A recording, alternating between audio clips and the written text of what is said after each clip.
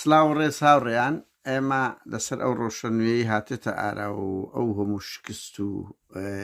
ئەو هەموو شکستەی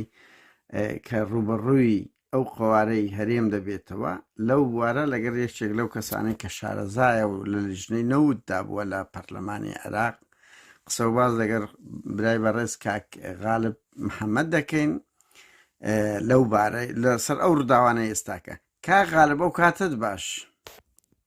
هەموو کاتێک باش کا قادریا کا غالب بەخۆر یعنی هەڵقوڵاوی ناو ئەو ڕووداوانە بووی ئەو چەند ساڵی لە پەرلەمانی عێراقدا بوو یا تا لە کوردستانیش کە لە ئەنجومەنی پارێزگادا بوو یا لە لێژنەی نەوتەوانەیشت دەکرد دەکرێ وێنەیەک بدەی بە خەڵکی کوردستان کە ڕەوشەکە لە کوێدا ڕاوەستاوە مەسەلەی نەوت و بودجە و ئەو مەسەلانە یعنی ڕەوشی سیاسی هەرێمی بەچێ گەیاندووە بەڵێ سڵاو لە بەڕێستان و سڵاو لە بیسەران و بینەرانی ئەم دەنگ و ڕەنگە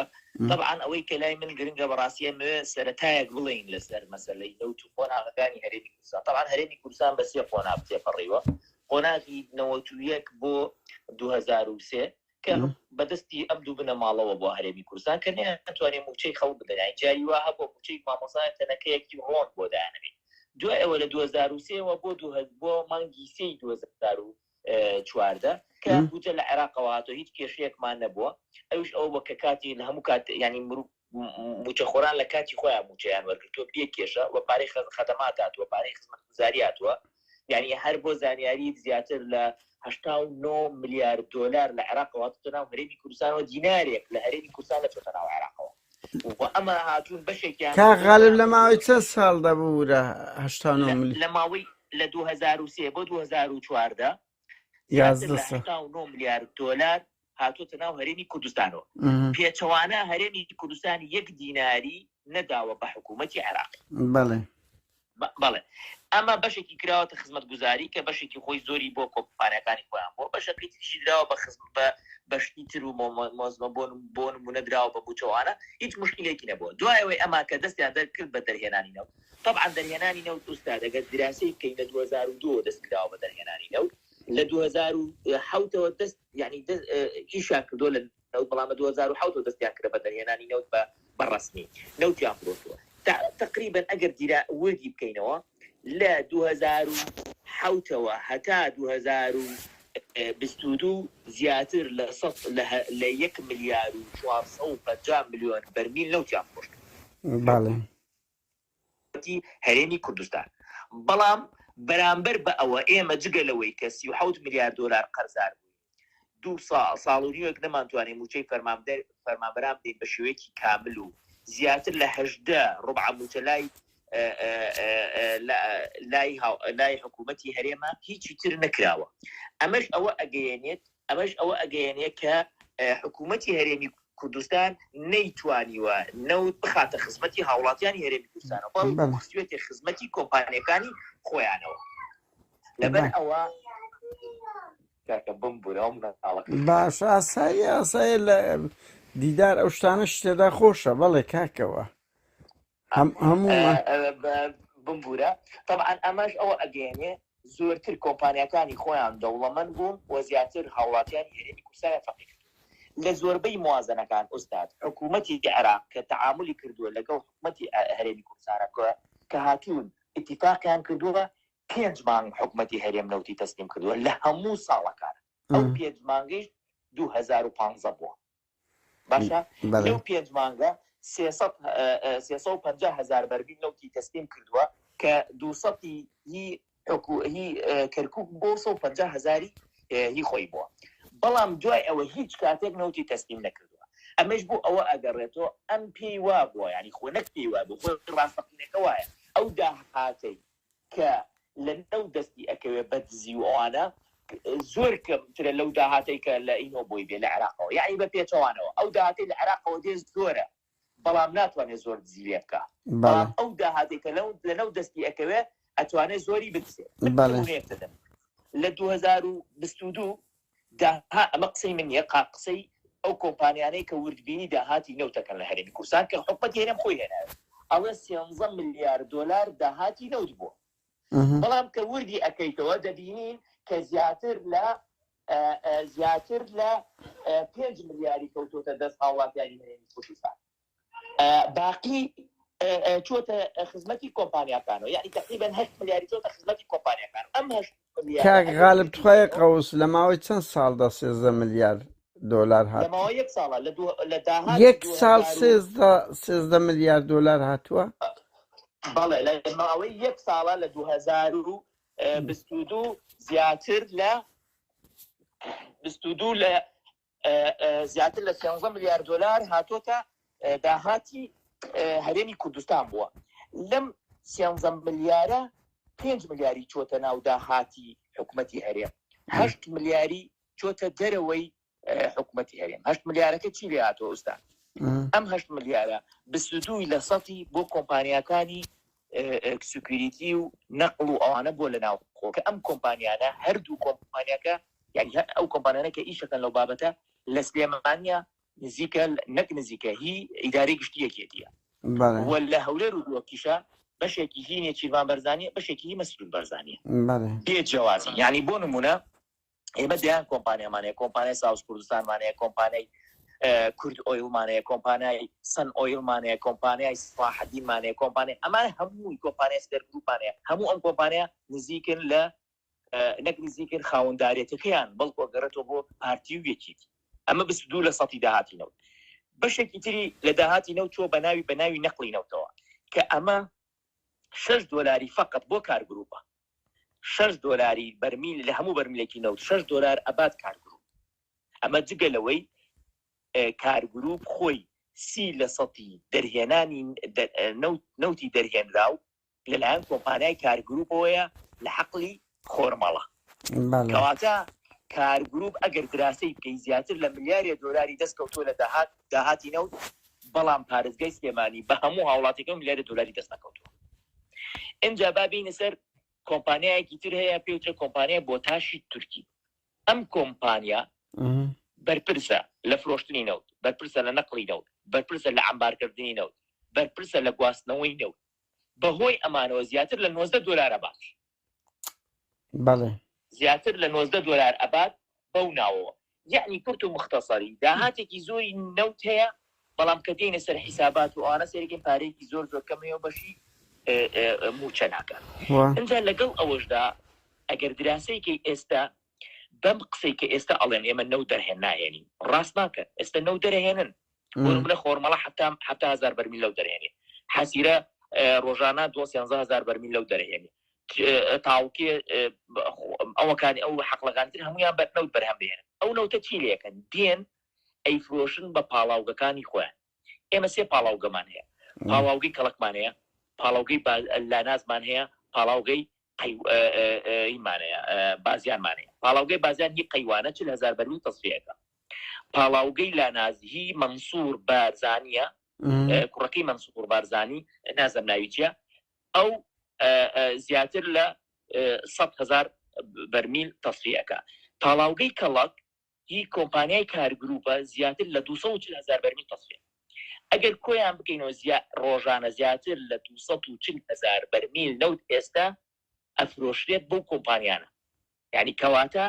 بەڕێک یعنی ئەگەر حکوومەتی هەرێم ئێستا بڵێ پارەم نیە ڕاست ناکە، لە برۆ نەوت ئەفرۆشێت، نەوتەکەش بە 70 دۆلار پیانێدا بەرمیل، 70 دۆلار بەرمیلێک پیان ئەدات. ئەجا ئوستاد ئەم پاڵاوگانە لە ئەسڵی کێ بوون؟ ئەم پاڵاوگانە لە ئەسڵا حکوومەتی عێراق دروستی کردووە، پاڵاوگەی کەڵک و پاڵاوگەی قەیوان. بەڵام یەکێتی و پارتی هاتن وزارەتی سناعی عێراقیان بێزار کرد بۆی جێبێ، کە جێهێڵە هاتن بە کۆنترادیان بەم دوو کۆمپانیا. لە کۆتاییدا لە نێچیروان بەرزانی بە وەرەقەیەکی ئایفۆر پاڵاوگەیەکی 240,000 بەرمیل کە لە ڕۆژێکا تەسفیەکە کە بایی 3 ملیار دۆلارە دای بە کۆمپانیای کاری. یعنی پارەکەی وەرەقەیەکی ئایفۆر بوو. کەواتە ئێمە ئەبێ بزانین ئەمانە ئەوەندە کار بۆ کۆمپانیەکانی خۆیانەکەن، ئەمەدە کار بە هاوڵاتیانیش ناکەن. بەڵێ لەگەڵ ئەم موازنە کێشەی ئەسڵیان لەگەڵ ئەم موازنە ئەوەیە کە سەلاحیەتیان نییە لە مەسەلەی نەوجارێکی چکە لە بەندەکانی 13 و 14 ئەڵێ حکوومەتی عێراق بەرپرسە لە فرۆشتنی، ئەگەر نەیتوانی بیفرۆشێ طبعا ئەمە زۆر زەرر لە حکوومەتی هەرێمەدا چکە حکوومەتی هەرێم ئێوێ تورکیا استفادە بکە ئەگەر نێمانتوانی بیفرۆشین ئەو کاتە لە ناوخۆ بەکارهێنین ئەمان بێزارن بەوە ئەیانویست ئەو فەقەرە لادەن خۆشبەختانە ئەو فەقەرە لا نەچوو ئەمەیە دوو ئەیانوت ئەبێ بەیەکەوە بیفرۆشی حکوومەتی عێراق وتی نابێ بەیەکەوە بیفرۆشین چکە بەس شۆمە بەرپرسە لە فڕۆشتنی نەبێت کەسی بۆی نییە نەوت بفرۆشین لەمەش کێشەیان بۆ دروست بەڵام ئەوش تێپەڕی یەکێتر لە بابەتەکان ئەڵێن بۆچی لە بانکی ئارتی نەبێ حکوومەتی عێراق وتینە ئێمە یەک بانکمانەیە مرکزیە ئەبێ لە حکوومەتی لەناو بانکی مرکزیە بێت کەواتە بۆ دەرەکەوێ وردە ئەمانە شەڕی ئەوەیان کردووە کە نەوت جارێکی تر لەژێر دەسەڵاتی خۆیان بێت بۆی کۆمپانیەکان خۆیان سوودمەند بن و مقابل ئەوەش خەڵک زەرمەند بێت بەڵێ دەست خۆشکاک بۆ ئەو ڕوونکردنەوە کاغالب ئەی مەسلەی بودجە کە ئەوە پارتی کردیتە ئەوەیە کە ئەوە خیانەتە لە قەوارەی هەرێم و جیاکردنەوەی ئەوەیە لێکدانەوەی جەنابەت چییە لەسەر ئەوەی کە ئێستاکە هەوڵێک هەیە کە ئەگەر هەر کێشەیە کە بێ پارێزگایەک بتوان لە ڕێگای حکوومەتی عێراقەوە ئەوە بێت پارتی ئەڵێ ئەوە خیانەتە وێشێتیش بە شانازیەوە ئەوە دەکات لێکدانەوەی تو چیەکە لەو بوارەدا شارەزای و بەپێی دەستوریش وە تێکەڵچێشکن بە مەسلەی نیشتیمانیش بەڵێ طبعا بۆ زانیاری کاک بادرگیان ئێمە وەکو پارێزگای سلێمانی سوتەمەنیمان بەجیا بۆ دێ ڕاستەوە خۆ بۆمان دێ دەرمانمان بەڕاستەوە خۆ بۆ دێت لە بەغدا ئەمان بەڵێ بەڕاستەوە خۆ بۆمان دێت لە مەسلەی جوازاتوانە نوێنەری خۆمانمان هەیە بەڕاستەوە خۆ بۆمان دێت یعنی ئەگەر ئەمانە هەرێمی کوردستانی بەش نەکرد بێ دابەش نەکرد بێ ئەی بۆ ئەگە پارە لەوێەوە بێ دابەشیەکە کاتە لەیەکی تریشەوە خۆی فەقەرەکە زۆر بە ینی فەقەرێکی زۆر ئینە ینی زۆر مەرنە لەناو فەقەرەکەی ئەڵێ چی ئەڵێ حکوومەتی هەرێم بەرپرسە لەوەی بە ئەولەوێتی دابنا موچە یەکەم جار بدات دووهەم خانەنشینی بدات سێهەم پارەی استثماری بدات لەسەر ئەساسی ئەو قوانینانەی کە هەیە یعنی لەسەر ئەساسی 47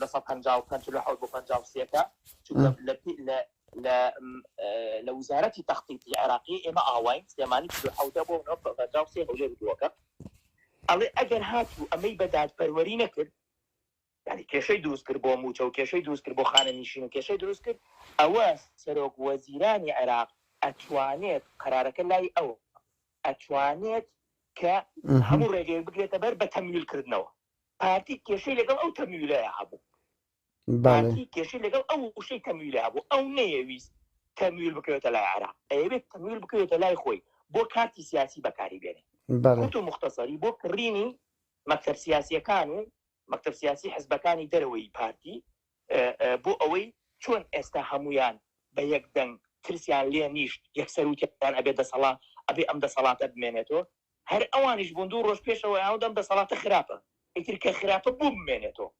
ئەگەر خراپە بۆ دەسەڵاتی مەسعود بەرزانی بمێنێتەوە یعنی ئەمانە بەچکەی خۆی یعنی هەموویان زۆربەیان پارەیان لێوەرگرتووە هەمویان ئێستا ئەم دەسەڵاتە ئەیان پارێزیە لەبەر ئەوە حەزەکان بمێنێتەوە یعنی من حەزەکەم ڕوونکردن یعنی شتێک ڕوون بڵێم یعنی من پێم وایە ئەم دەسەڵاتە تێک بچێت چۆن دەبێ خاوەن شەریکەکان قەیوان کار سێر گروپ نازان چی کێ ڕابکەن هەرێ شانسوارش ڕابکە پێی خۆشە بمێنێتەوە لەبەرەوە ئەگەر ئەم دەسەڵاتە نەبێ خەڵک ئەچێتە سەر ماڵەکەی داوای قەرزەکانی هاری پشتەکەیەکات داوای ئەو ئەرزاناکە کە داگیری کردووە دەسەڵاتە بمێن کاک غالب بچینە سەر ئەو پرسیارەش یعنی ئێستا پارتی ئەوە چەند ساڵێکە ئەوەی لە کوردستان کە کەس پێی نەکراوە تۆ سەیریکە هەموو شتێکی بە زۆرم لێ سەپاندووە بەسەر هەموو حزبەکان پەرلەمان حکوومەت وەنیە دام و دەستگاکان قراری سیاسی کورد بەس لە بەغدا ئەگە سەیریکەی 3 جار شکستی هێنا لە پرۆسەی سەر و کۆمار بوون وەنیە ینی ئەم لە وشار زێباری هەم لە فواد حوسێن هەم لە ڕێبەر ئەحمەد خاڵی مەسعود بارزانی وشار زێباری درا دادگا و درا پەرلەمان و ئابڕووی چوازام تاکە وەزیرەوەها بەو شێوەیە ڕسوا کرا خاڵی مەسرور بارزانی ئەمر قەبزیرەوە هەیە ئەوی کە تەقەی لێکرا چەند پەرلەمانتارێکە ئەو هەموو شکستەی پارتی لە عێراق لۆ چ دەگەڕێنیەوە یعنی ئەوە لە پەرلەم ببوورە ئەوەی حکوومەت و پەرلەمان فەشەلی پێهات یعنی ئەوەی سۆمۆ ئێستاکەنەوتی لێ وەرگرتیتەوە ئابووری سەربەخۆ ئاش بەتاڵی پێکراوات ئیهانەکران لە بەغدا ئەو پەڕی ئیهانەکران ڕسمی مەسعود و مەسرور و بارەگایان سوتا کەچی هەم کاردانەوەیان هیچ نییە هەمیش ئەو هەموو شکستە بۆ چ دەگەڕێنیەوە کاک غالب بەڵێ بەتاکید ئۆستاد چ مەسعود بەرزانی چه بنەماڵی بەرزانی بە تعاملکردنیان لەگەڵ حکوومەتی عێراقی بە شێوەیەکی خێڵەتیە لە مؤسساتی دەوڵەت و مؤسسە بوونی دەوڵەت وان ئەوان پێیان وایە پەرلەمانی عێراق شۆک و پەرلەمانی کوردستانی لێ بکەن تەقریتیا لێدەن گۆرانی تیا بڵێن سەمای تیا بکەن شتی ئەمانەی تیا بکەن کاتە پەرلەمانی عێراق وان نیە پەرلەمانی عێراق پەرلەمانتارەکانیان بەشدان سەربەخۆن ڕاستە قەرار لە شوێنێکی ترە ئەچن چوار مەکتەب سیاسی و چوار حزب ئەبینن بەڵام لە ئەسڵی بابەتە پەرلەمانتارەکان ئەتوان دەنگ بەرز بکەنەوە دژ بە سەرکردەکانیان اینجا یەکێک لە کێشەکانی مەسعود بەرزانی زۆر بەڕقەوە تەعامل دەکات ئەوێ حەق بکاتەوە هەر خەریکی ئەم بەزمەیە ینی بۆ نمونە ئەزانی بۆ هوشیار زیێباری هێناتی کا بەسەر کۆمان ویستی بە شیعە بڵێ ئێوە دەرتان کرد لەسەر دزێ ئەوەتە من دزێکەکەم بەسەر کۆمان شیعیش ئەمەی قبول نەکرد یعنی ئەمە تۆ خۆت ئەتەوێ بشکەی لەبرۆ تۆ ئەم کەسە ئەبینی لەسەر دزی دەرکراوە ئیقالە کراوە طبعا هەموو بابایەت فراسە بکەم هەمووی دە وەزیر لە حکومڕانی عێراق ئیقالە نەکراوە لەسەر دزی کەچی ئەم لەسەر دزی دەرکراوە یعنی لەسەر دزی ئیقالە کراوە کە ئەمە خەتەرە کە ئەمە خەتەرە لەبەر ئەوە بوونی پارتی حەزەکەم ئەمە بوونکەم پارتی لە عێراق بە عەرەبی وەصفی حکوومەتی عێراقەکە وەڵێ ئێمە بەشێکین لە عێراقەوە بێ چاکیکەین بە کوردی دێ قسەیان پێکە ئێستا مۆدیری ئەوە نەماوە ئێستا خۆشبەختانە ئێمە عەرەبێکی کوردیەکەیان بۆکەین بە عەرەبی بۆی بزانن ئەم دوو فاقیە نابێت بمێنێتەوە ئەبێ بە یەک زمان قسە بکەین ئەگەر ئەتەوێ زمان قسە بکەین فەرموودیکە بەڵام ئەوان ناوێرن یەک زمان قسە بکەن بڕوا بکەن لە پەرلەمانە ناوێرن بە یەک زمان دیفاع لە قوتی خەڵک بکەن هەموو جار یعنی تۆ سیکە لە هەموو دنیا بینیتە بە دەنگی هاوڵاتی کورد بڕۆیتە پەرلەمانی عێراق لەوێ دژی ئەوە بیکە پاشەکەوتی موچەی خەڵک بدرێت لەوێ دژی ئەوە بیکە کە موچەی خەڵک لە کاتی خۆیان بدرێت لەوێ دژی پارێزگاکەت بی یعنی خەڵکەیە پارتیەکە بە دەنگی سلێمانی ڕۆشتەوە بۆتە ئەندام پەرلەمان کەچی دژی پارێزگاکەیەتی ناوێ خزمەتگوزاری بگەێنێتە بەش پارێزگاکە ئوستاد لە سلێمانیە من ناڵێم یعنی بۆ نمونە بۆ زانیاری یەکێکی لە پارتی گەنگەڵترە بۆ نمونە لە سلێمانیە ئێمە ڕۆژانە 1100 تەن غازی LPG بەکار ئەنتاجەکەی کە بەشی دوو جار هەرێمی کوردستانەکە نەک یەک جار دوو جاری هەرێمی کوردستان بەڵام کەچی یەکێتی و پارتی بە کۆمپانیای کە ناوی ساوز کوردستانە کە نزیکە لە هەردوو لایەنەوە ئەیبا ئەیفرۆشیە لە ئەفغانستان لە پاکستان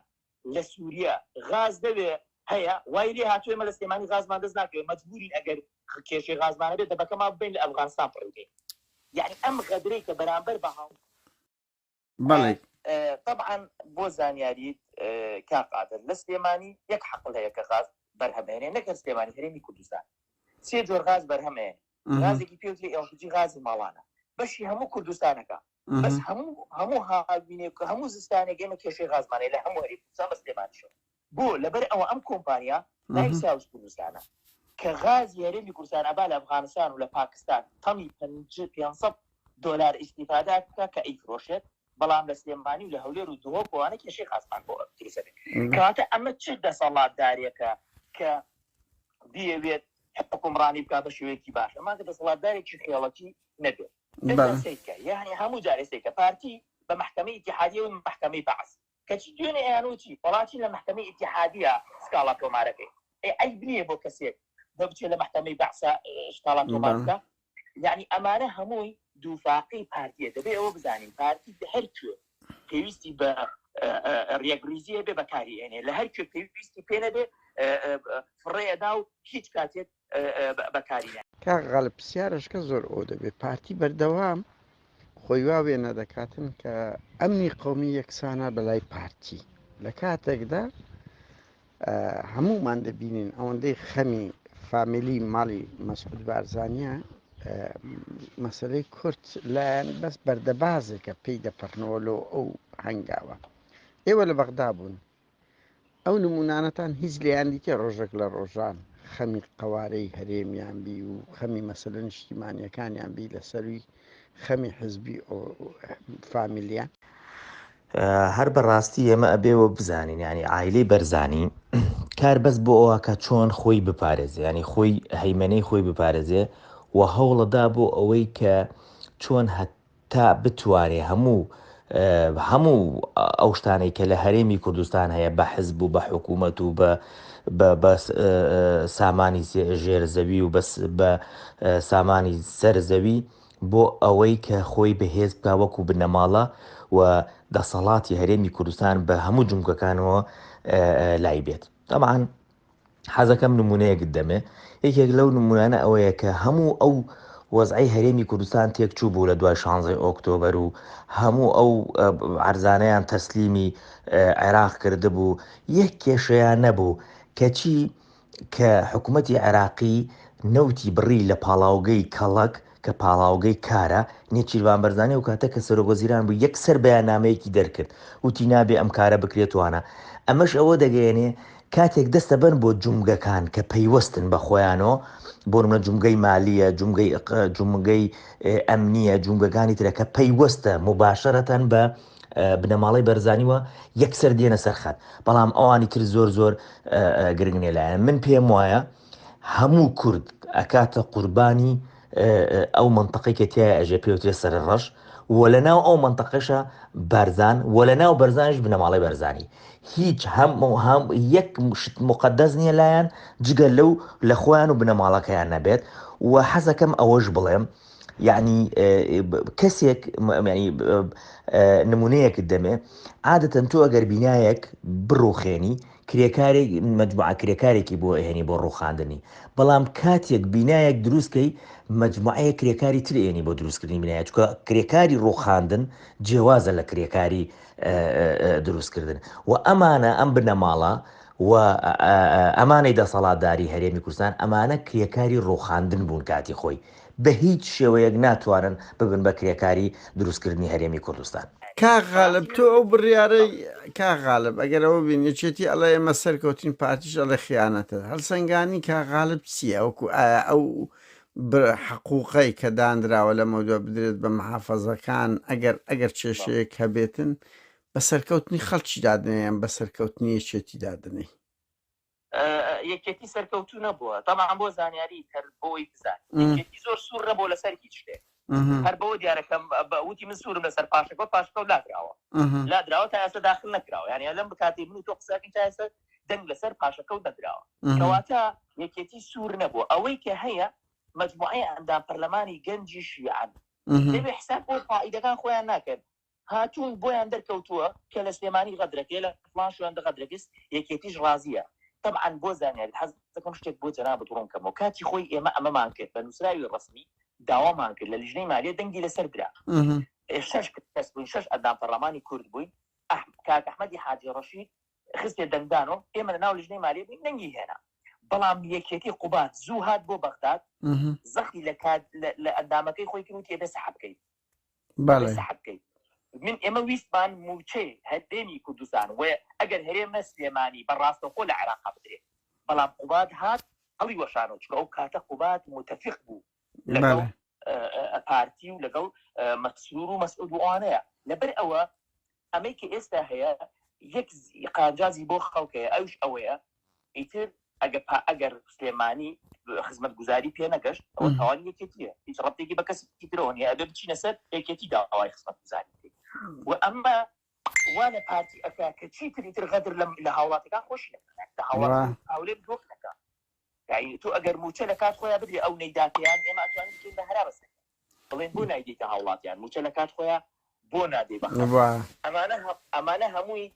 کاریگەری ئەبێت یعنی بەڕاستی ئەگەر بە کورتی بڵێن پارتی پەڕووباڵی کراوە و ئیتر نەماڵی بەرزانی ناتوانێت بڵێ بە ناوی کوردستانەوە قسە بکە بە ناوی هەرێمی کوردستانەوە قسە بکە ئیتر بنەماڵی بەرزانی ناتوانێت نەوت بەکاربێنێ بۆ کڕینی مەکتەب سیاسیەکانی حزبەکان ئیتر بنەماڵی بەرزانی ناتوانێت نەوت هەیبەتی سیاسیشیان لە ناو خەڵکا غاڵب خەڵکی خۆشیان ئەگەر بزانێت لە شوێن استقلالی اقتصادی خۆی دەبێت حزبەکانی کەش بێگومان کاردانەوەی تر دەبێتن خۆ پارتی یەکێک لە جمگە ئەمە سەرەتایەکە بۆ ڕووخانی بتێکە ناوی عایلەی بەرزانیە کە چەند ساڵە غەدر لەم میلەتە ئەکا بە ناوی کوردەوە بەڕاستی ئەمانە کوردیان فرۆش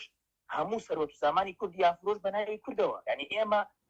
نەکرد ئێمە ئێستا هەموو دنیا ئازانێت کە ئەمانە مجموعەیەک بەڕاستی مافیا و چەتە بوون هاتبوون لە شاخەوە بۆ ئەوی بێن هەرێمی کوردستان پاڵام بکەن بۆ شتی تر ناکەن بۆ خزمەتگوزاری و گەیاندنی خەدەمات بە هاوڵاتیانی هەرێمی کوردستان نەهاتوون و هەموو جارێک ئێمە کێشەمان هەبووە لەگەڵ پارتیە لەناو کۆبوونەوەی پەرلەمانە لەسەر ئەوەی کە ویستویانە نەوت لای خۆیان بێ دەسەڵات لای خۆیان بێ بەنزین لای خۆیان بێ کاکە هەموو شتێکیش ئەدەمێ هەچی دوای ئەوە تۆ هەر هیچ ناکەی ینی بۆ نمونە ئێستا چۆن لە 2014ەوە نەوتیان لایە سوتەمەنیان گران کرد بەسەر هاوڵاتیانە هیچ دامێکیان نەیەڵە ئەستا بۆ نمونە لترێک بەنزین لە عێراق 450 دینارە لای ئێمە 1200 دینارە لترێک نەوت لای ئێمە 800 دینارە لەوێ بە 150 دینارە لترێک گاز لێرە بە 1000 دینارە بە 150 لەوێ بە 400 دینارە یعنی ئەم غەدرە بۆ لە میلەتیەکەن بە چاوی داگیرکەر مامەڵە ناکرێت کاغاڵە پس پێ ناکە ینی پارتی وچێتی بە چاوی داگیرکەر مامەڵە لەگەگەلی خۆیان دەکەن تا بەس پارە خەڵکرێتەوە بەڵێ وڵات داگیرکرد تا ڕادەیە باشە ینی دابۆنم لەیسە بریتانیا هاتە عێراق هات جادەی بۆ دروستکردنی بۆ دروست کرد جادەی بۆ دروست کرد قەتاری بۆ کرد بەڵام ئەمان بە چاوی بازرگانێکی هەڵتۆقی تەعاملەکەن لەگەڵ یانێ چی هەیە بیخۆن چی هەیە کۆیکەنەوە چی هەیە بیبەن بۆ ئەوەی خۆیان ئیستیفادە بکەن هەر بۆ زانیاریت کا قادر 10% پارێزگای سلێمانی مڵکی ئیدارەی گشتیە بۆ زانیاری دائیرە هەیە لە گەرمیانە هی حکومەتی عێراق بۆ کراوەتە ناو ئیدارەی گشتیوە ئێستا بە ئیجار دراوە بە حکومەتی هەرێم بەڵێ نانە کاغاڵە بچینە نا ئەوردەکاریانە تاو نابێ ئەو شتێک نییە ناوی حکومەتی هەرێم کۆمەڵێک چەتە و ڕێگر یعنی هەتا بڕواکە مافیاش کۆمەڵک پرەنسیبی هەیە زۆر قسەوش کرا کاغاڵب دوایین پرسیار ئەگەر لێت بکەم لەسەر وەزعی تیرۆری خۆت کە هەمومان لە بیرمانە و کەسەکانی ژیراوە مەسعود هەڕەشەی لە یەکێتی کرد قوبادیش زۆر بە سەرشۆڕانە تەسلیمی هەڕەشەکە بوو و پێی لە قانوندا کە جێگری سەرۆک وەزیران بوو ینی ئیهانەیەکی گەورەی دەوڵەت و موسساتیان کرد کەیسەکەت بە چێ گەیشت ئێستاکە ئوستادیان کەیسەکەی من ڕاستەکەی من ئەم ماوە سەردانی محکەمەی اینم کرد قەزایی عولیای عێراقم کرد پرسیان لیان کرد دوسێ جار نووسراوەکانیان هێنابووم چەند جار داوایان کردووە کەیسەکە بگوازرێتەوە بۆ بەغداد ئەما کەیسەکە نانێرن بۆ بەغداد بۆ جارێ موواقەڵەکەن جارێک ئەڵێن کێ داوای کردووە جارێک ئەڵێن ئێمە ناینێرین جارێک ئەڵێن حادەسەکە لە سلێمانی ڕوویداوە نایانەوێت کەیسەکە بڕوا طبعا ئەم کەیسە من دوایی یعنی بە تەفسیلی بۆم دەرکەوت لەو نووسراوانەی کە خۆم بڵاوم کردو لە فەیسبوک کە لژنێکی تحقیقی لەسەر قوڵات تاڵەبانی لە کاتی خۆی یەکێتی بەستێت بە تەفسیلی هەمووی تێدایە ئەوەی کە تاوانبارە لە وەزعە ئەو کوڕێ لەگەڵ 4 زابطی پاراستنە ئێستا هەمویان ئازادن ینی هیچیان نەگیراوە و هەمویان ئازادن و سوور ئەخۆن و ئەوەی کە بۆ من دەرکەوت کە ئەوەی کە دەستی تیا بووە وەیسی بەرزانی بووە لەگەڵ مەسرور خۆیە و بەڕاستی لای من قوبادیش بە بەرپرس دەزانم چکە قوباد باڵەبانی گیراوەکانی بەرداوە ئەنجا بۆ زانیاری ئەم گیراوانە کە گیراون لێرەشەوە یعنی کە جەنابەت بڵاوێکی ئەم مقابلە تاوا ئەکەم یەکێکی یەک جار مەردێتی بنوێنێ ئەو اعترافانە بڵاو کاتە چکە بە ڤیدۆلایەتی بە ڤیدۆلایەتی زابطەکان هەمویان چۆن تەختیتیان داناوە برادەکانی خۆم بینیوانە ڤیدۆکە ئەندام پەرلەمانەکان حەز ناکەم ناویان بێنم بێنم پیان خۆش نەبێت بەڵام بینیوانە ڤیدۆکە کە اعترافیان کردووە لە ئاریوە دەست پێ بکە بۆ ملازم ئەوەلەکەیان قشولەکە هەمویان اعترافیان کردووە کە چۆن پرۆسەکەیان داڕشتووە مانگێک بە دوای منەوە بوون چۆن چیان کردووە وانزانیوە اعترافیان لەسەر تۆ مەدباری وەیسی بارزانی و مەسرور بارزانی دەگات اعترافیان سەوان کردیوە کاک ئەوان دەستگان ئەوان خۆیان ئەوڵە نەمە زابدی بۆ منایکیان جێگیری پاراستی سلێمانی یعنی تر خۆ جێگیری پاراستنی سلێمانی لە خۆ شت ناکەن وانە لە ناو پارتی بەڵێ بەڵێ ئەڵێ ئێمە ینی ئێمە وامانزانی و هەسان کوشتوێتی چوە کابراکە تەلەفۆنی کردەوە تێتی من کوشتومە ینی ئاوا تێگەشتمە بابەتەکە ئەنجا بردووانە لە ماڵ کوڕ ڕزابەتێک خەواندویانە شەوەکەی دوایی بە ئەمری ئەو کوڕە بردووانە نازان خستیانە تەکوێت دوایی چەند سیاریان پێ گۆڕیوە دوایی بردووانە بۆ هەولێ ئەمانش کە گیراون دوای خۆیان بەریانیانداوە بە سیار بە دوو سیارێک جامەست بردووانە بۆ هەولێ بەڵام دوایەوە کە وەزعەکە باس ئێستا هەموویان هاتوونەتەوە بۆ سلێمانی لە سلێمانیش دەژین کاک غالب ئێستا بەڵێ سێزابتەکە لە سلێمانیە ئەژی ئەمر قەبز و شتیوالان نییە کاک غالب بەڵێ ئەوەی کە عملیەکەی کردووە کوڕەکە ئەوەی کە عملیەکەی کردە بەردەم ماڵی ئێمە ئەو لە سلێمانی نییە کەس نازانێت لەکوێ بەڵام من پێم وایە لە هەولێروانە بێت بە سێ کەسەکە کە گیراون سێزابتەکە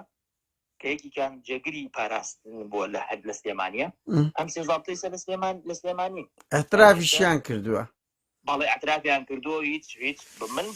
من ئەڵم جارێک یەکێتی با یەک جار ینی بەرجێتی بنوێنەوە ئەترافانە بڵاو کات و خۆ ئەوان ئەترافی شتیان بڵاو کردەوە ئەمر قەبزی بۆیان دەرکرد ئەمری عیدامی بۆیان دەرکردووە بۆ ئەترسن ناوێرن بەرامبەر بە پارتی ئەو ئەترافە بڵاوکەنەوە با بڵاویکەنەوە ئەتراف بۆی خەڵک بزانێ